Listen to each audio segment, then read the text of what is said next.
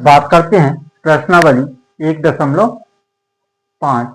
ठीक है, तो क्या है, बताइए नीचे दी गई संख्याओं में कौन कौन परिमेय है और कौन कौन अपरिमेय है। तो पहला सवाल दिया है, कितना दिया, 2 माइनस करनी 5। दूसरा है 3 प्लस करनी 23 माइनस करनी 23। तीसरा 2 करनी 7 बटे 7 करनी 7। चौथा दिया है 1 बटा करनी 2 और पांचवा दिया है 2 पाई।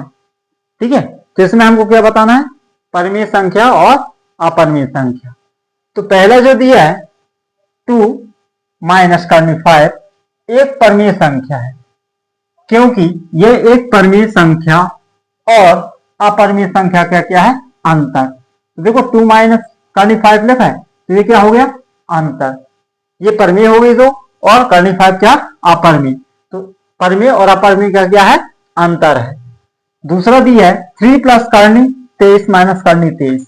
ठीक है ना, जब इसको हल करेंगे तो करनी 23 से करनी 23 क्या हो जाएगा, कैंसिल हो जाएगा। तो हमारा आंसर आ जाएगा 3, जो कि एक परिमेय संख्या है।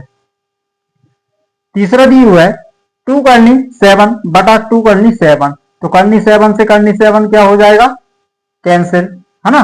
2 करनी 7 बटा 7 करनी 7 था। ठीक है ना, तो करनी 7 से करनी 7 क्या हो गया, कैंसिल हो गया। तो हमारा आंसर क्या आ जाएगा, 2 बटा 7, जो एक परिमेय संख्या है, जो एक क्या है बेटा, परिमेय संख्या है। इसी प्रकार 1 बटा करनी 2 एक अपरिमेय संख्या है, क्योंकि यह एक परिमेय और अपरिमेय संख्या का क्या है, भागफल है, क्योंकि बटे में लिखे तो क्या कहलाएगी, भागफल। ठीक है ना।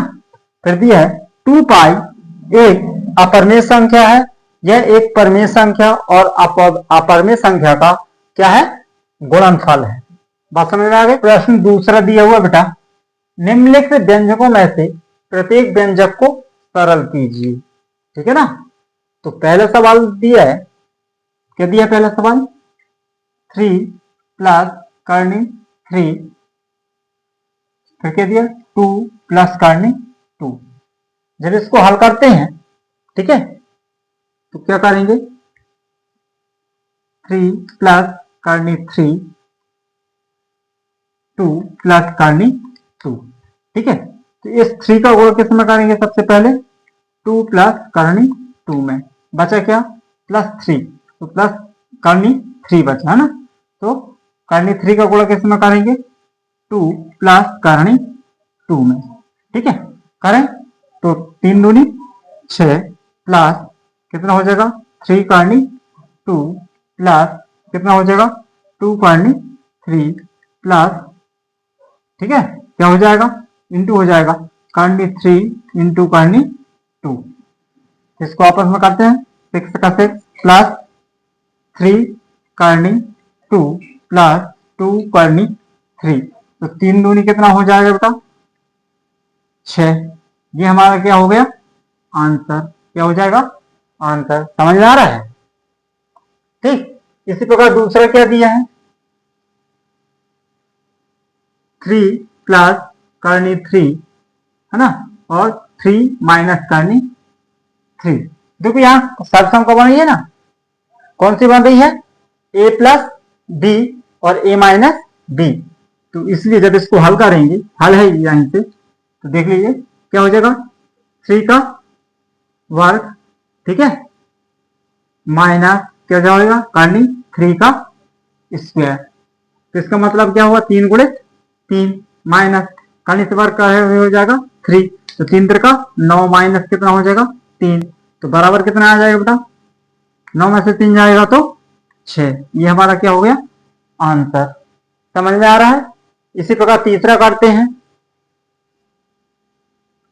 करनी 5 प्लस करनी 2 का स्क्वायर, वर्ग दिया है। इसका मतलब होता है कि इसी संख्या को 2 बार लिखना, अर्थात क्या बना है, सर्वसम का बनी है। कौन सी सर्वसम का बनी है, ठीक है ना, तो कौन सी सर्वसम का, a प्लस बी का होल स्क्वायर बराबर क्या होता है, a का square plus 2ab plus b का स्क्वायर, बनी है सर्वसम का। तो यहाँ देखो, इसको जब हल करेंगे तो क्या हो जाएगा, करनी 5 प्लस करनी 2 का स्क्वायर बराबर क्या हो जाएगा, ए का स्क्वायर अर्थात करनी 5 का स्क्वायर प्लस 2, ए का मान करनी 5 इंटू कितना हो जाएगा, करनी 2 प्लस करनी 2 का स्क्वायर।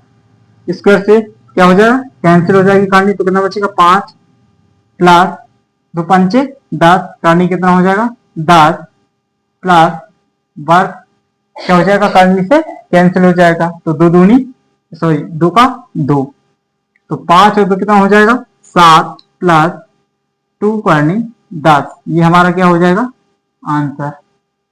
समझ में आ रहा है।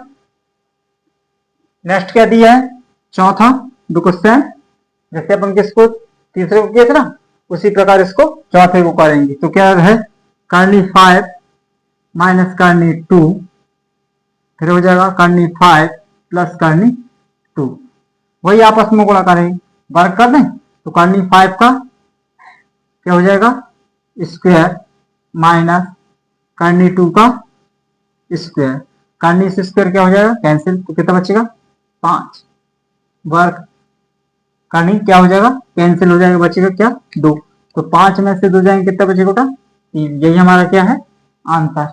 समझ में आ रहा है।